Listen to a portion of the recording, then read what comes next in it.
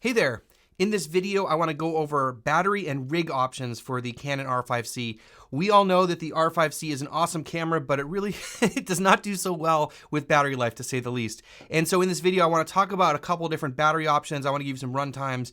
Also want to talk a little bit about batteries in general, and so you can help you understand some of the numbers that are on the battery to help you make decisions about batteries for your R5C or any other camera in general. And then I want to talk about the different options here for rigging it out, including this little rig here to get an external power solution, which is really small, compact, and just very efficient. And in the end, I'll give you some other things to think about to help you make a decision about which sort of situation you want to use for different use cases. Before we get into talking about rigging up the camera and all that, I want to first talk about the batteries that we're going to be using and help you understand some of the numbers, so I'll help you make some decisions and give you some run times that I got in my testing. So the battery grip obviously uses two of the smaller batteries, which we'll talk about a little bit later. But the first battery I want to talk about is the one that comes with the camera. That's the LPE6NH battery. And most of us are familiar with this. But what I want to do is have you take a look at the bottom of the battery and look at some of the numbers. So 7.2 volts, 2130 milliamp hours, and 16 watt hours. So I wouldn't be concerned about the first two numbers. The watt hours is the more important one. So 2130 milliamp hours is 2.13 amp hours because there's 1,000 milliamps in an amp. Again, don't concern so much with the first two numbers. Now, I think that this 16 watt hours, there's some rounding going on here because if you multiply 7.2 times 2.13, you get under 16. So, but we'll go with 16. That's what's stated on the battery. And so that's really the amount of energy that this battery can put out, 16 watts per hour or 16 watt hours. And most of you know, if you've heard the term watts, the amount of energy, like a light bulb is so many watts. So this will put out 16 watts in an hour or like 8 watts in 2 hours. I think you get the point. All right. The next battery we're going to talk about is the FX Lion Nano 1. And this company did not send me this. I paid for this with my own money. I think it's a really cool battery for a bunch of reasons, and I think it's a great match for the R5C, and it's a big part of the system. So I want to talk about this battery here. So yes, this is a V-mount battery, which most of you have probably seen or used before. Pretty standard for running external power to cameras. And one thing that's common with V-mount batteries is they usually have a D-tap to power either a camera or accessories. So this does have that. On the front here, it has a button that lights up, and it's cool. It shows you the amount of power here quickly. It also has a screen, which is kind of nice. It's also very small, compact, and feels well made. For me personally, I like to have stuff that stays pretty small and light, and this is definitely that. All right, so cool battery, of course, but the coolest features about this is going to be the other power options. And if you pull back the flap on the top, you have 3 different USB options. You have USB-A, micro USB, and then USB-C power delivery. Now, USB-C power delivery is the most important thing for us because we're gonna use that to power the R5C. We're not gonna use a dummy battery, although you probably could with the D-tap and some sort of converter or whatever. The USB-C is what we want because, as you probably know, you can't run, when you run 8K60 on the R5C, it disables lens control unless you have an external power source. This allows you to do that. This gives you enough power to do that. So this will power the camera through USB-C and open up those recording possibilities. So that's awesome. So this battery, if you look at the numbers here, is 14.8 volts, 3.4 amp hours, and 50 watt hours. All right, so 50 watt hours. So the LP6NH is 16. So this is a little bit more than 3 batteries. So keep that in mind. Now, when I ran the camera, let's talk about run times. When I ran the camera with the battery grip, as you probably know, it holds 2 batteries, and so it doubles the battery life. When I ran it with the battery grip, I got 135 minutes, or 2 hours and 15 minutes. Now, when I ran it with the FX Lion and I had a battery inside, so you can run this without a battery inside, but I highly recommend that you do put one in there in case the USB-C cable comes undone or whatever, or if this battery dies, you can hot swap it because it'll still run on the battery that's inside the camera. So I ran these two together, so a fresh battery in the camera and the FX Lion battery, and I got 5 hours and 17 minutes, or 317 minutes. And this makes sense because it's essentially a little bit more than 4 batteries, because this is a little bit more than 3 batteries, and of course this is 1 battery. So those are the numbers that I got. So that was continuous runtime for all this in 4K 24 with autofocus on for both of those tests. So 5 hours and 17 minutes with these 2 batteries full, like just nonstop running. So that would probably give you close to a whole day work if you're on and off recording. Of course, if you're powering other accessories, you'll be using more power, but just for the camera, that's a good amount of runtime on this little battery. So I mentioned there's 2 different kinds of batteries that we're gonna be using, but there's essentially 3 different setups. One is you can just use the camera on its own with one LP6NH battery, just stripped down, which is one of the reasons why the R5C is such an awesome camera, because you can rig it up or strip it down. You can use this for vlogging, for running on a gimbal, putting it in a very tight spot, a B cam, something where you don't need it rigged out, you don't need a lot of accessories on, and you're okay with minimized runtime. So that's one of the reasons why the R5C is so great.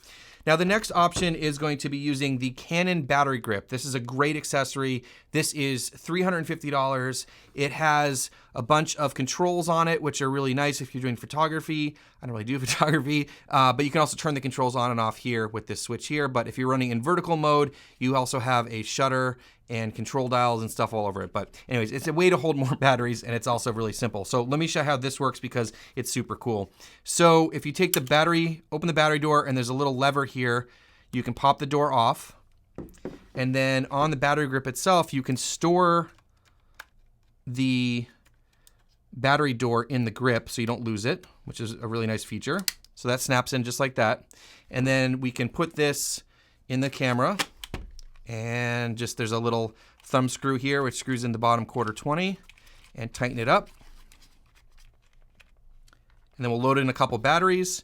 So pull this down, give it a twist, pull it out. You pop your 2 batteries in there and into the camera. All right, so now we have our R5C with a battery grip. I really like this combo. It feels really good in the hand.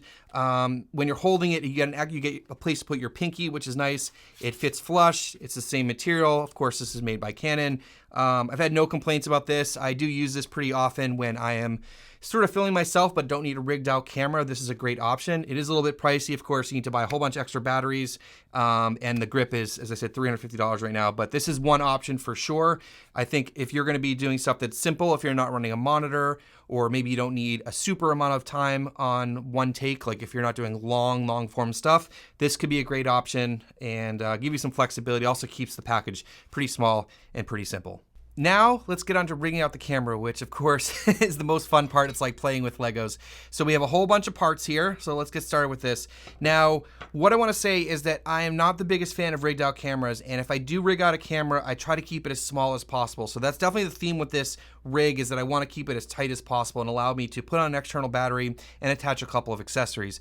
And before we get into talking about all the parts, I have to say that SmallRig did send me a bunch of these parts to try out for free, but they didn't pay me anything to make a review, and the opinion's my own, and all the parts and stuff that I'm talking about here will be listed down below. A lot of them will be affiliate links, so it'd be cool if you check them out. If you're interested, I'll help out the channel, so really appreciate that. So let's get on talking about the cage first, because the cage is really the heart of this whole thing, and that's the SmallRig Black Mamba cage, and this is specifically for the R5C, which is cool. Now, as I said, I'm not the biggest fan of rigging out cameras and cages in general, but I think that this cage might change my mind. It is super slick, so let me show you how this works.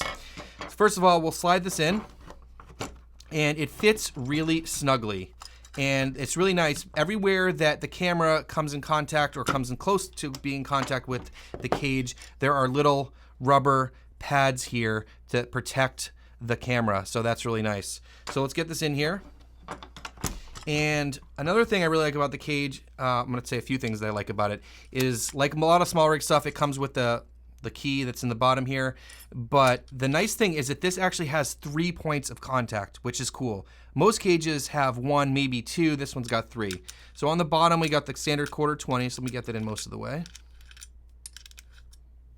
Now there's, as I said, 3 places where this attaches to the camera, and that allows it to keep it really rigid and not flex and move around so much.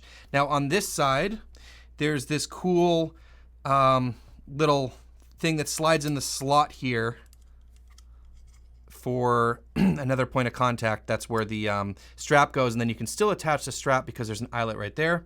So we drop the screw in here.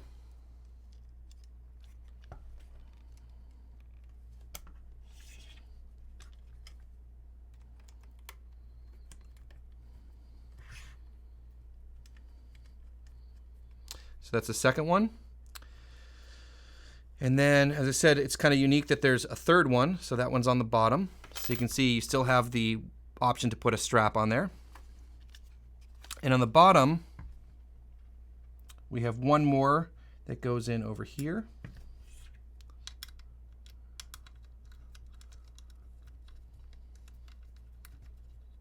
And now I'll just tighten up the 1/4-20 and put the tool back in its home. All right, so now we got the cage on here, and as you can see, it looks awesome. As I mentioned, it's very slick, and one thing I really like is that the grip is really smooth, and it doesn't really feel like when you're holding it that there is a cage on it. It feels protected, but you still have full access to all the buttons, the screen, the knobs, like everything is very accessible. Battery door, the memory card door, the battery door, everything's really easy to get at. Full access to all of the ports on the side, no blocking of the vent. Super well thought out, very, very cool. All right, so let's get to getting the battery on here and show you how that all works. So at the bottom of this, we're gonna have to mount this plate here underneath the camera, which is gonna accept some 15mm rods. And then this is the battery holder plate thing, which will attach to those rods. So let me show you how to do this. Now, on the bottom of the cage, one thing that's also very cool is that it has a built-in R5C mount, and this will also work on the DJI Ronin RS2, RSC2, probably the new ones too as well. This just slides right on, so you don't need another adapter. So that's super handy. If you're popping this on a gimbal, it's already got the right mount on the bottom. Now, most of my stuff is, a lot of my tripods are the Manfrotto style plates. So I'm gonna need an adapter if I were to put this right onto one of my tripods. But for this rig here, I don't wanna mount this directly to the plate because it's really awkward. So what I wanna do is use this guy here, which is a basic R5C guy, and we'll put this on here, and this will allow me to take the camera on and off easily. This I had laying around from something else from a long time ago, but it's just a basic R5C. And so we're gonna attach this to the base plate that's gonna hold our rods. Okay.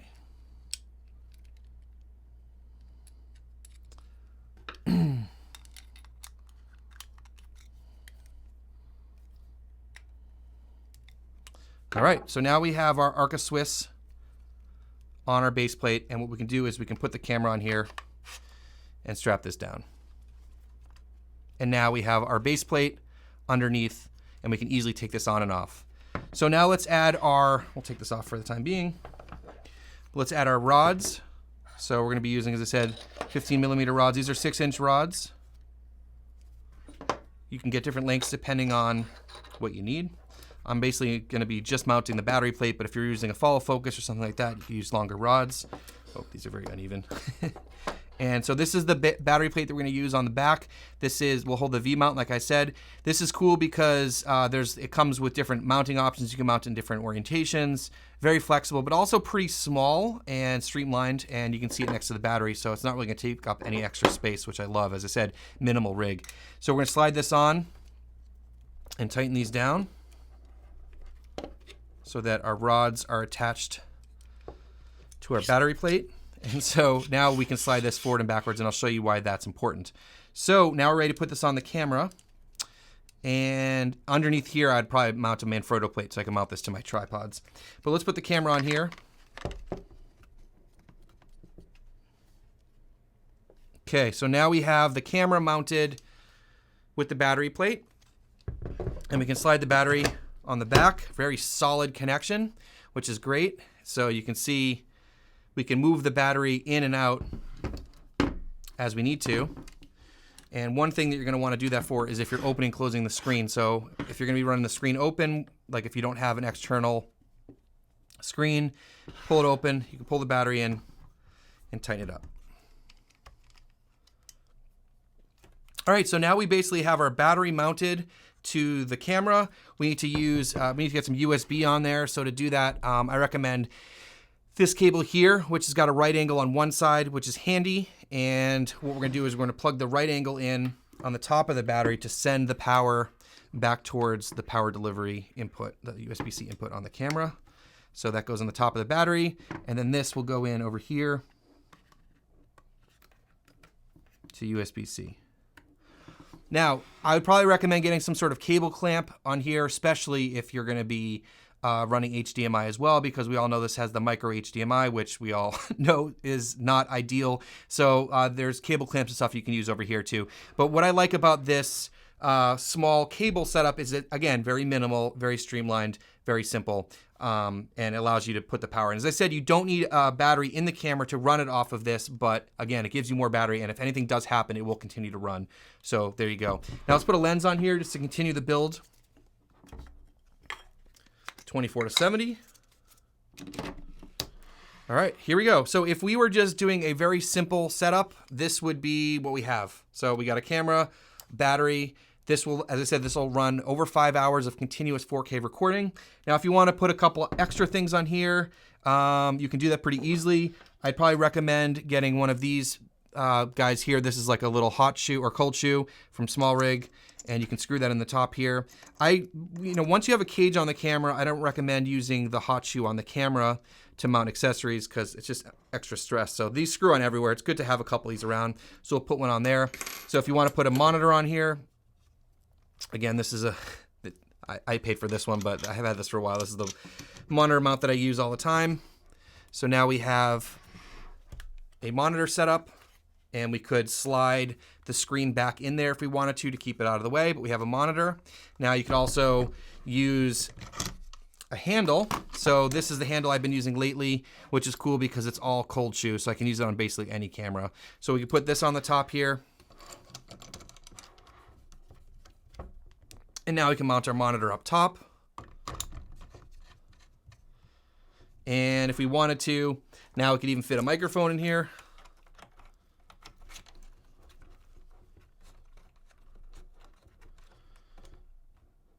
All right, so of course we need some cables and stuff going on here, but basically now we have a setup where we have external battery. We could actually power the monitor directly off of this as well if we don't run a separate battery here to keep it all contained and be able to swap out the batteries.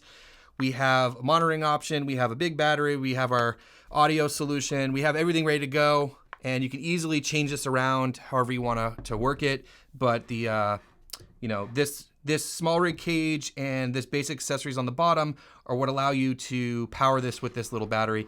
Now, this company also sells the Nano 2, which is a 98 watt-hour battery, so that would give you just almost double the battery power. So that will give you a whole day and probably help you, especially if you're running a monitor off of it too. So anyways, just want to show you my small compact setup here, and yeah, it's really solid. This is getting to be a pretty big setup here, and kind of at the maximum that I'd want to use, but a lot of times you need all this gear to get done what you need to get done. Well, here are my 3 setups and solutions for the battery situation on the R5C. So first of all, as I said, it's really great to be able to strip this camera down. One of the things that's awesome about the R5C, you can put it on a gimbal or use it for vlogging, pop one of these in there and have a couple in your pocket and you'll be good for a while. It is kind of a pain switching out the batteries, but it allows you to keep the camera really small. So as I said before, all the tests I did were in 4K 24. If you're recording in higher frame rates or in 8K, you'll burn the battery faster, but I got about an hour of recording on one battery. If you use the battery grip, which works seamlessly in the camera, you get a little over 2 hours. And then lastly, if you use a setup like this using the FX Lion battery, and a battery in the camera, you get over 5 hours of recording straight. So probably most of the day if you don't have external recording, external stuff plugged into this. And this solution's great with this SmallRig Black Mamba cage, and also, as I mentioned, with the rods here, if you got longer rods, you could use a follow focus. There's a lot of other places on the cage that you can mount accessories and things like that. So this gives you a lot of flexibility, and as I said, super easy to go in and out of the cage. So you just undo that Arca Swiss on the bottom, and now you have handheld. You can pop this on a gimbal. So a lot of flexibilities. As I mentioned, there'll be links down below. If you want to check out any of this gear, please do that. And thanks again so much for watching. Please hit subscribe if you're not already. We'll see you in the next one.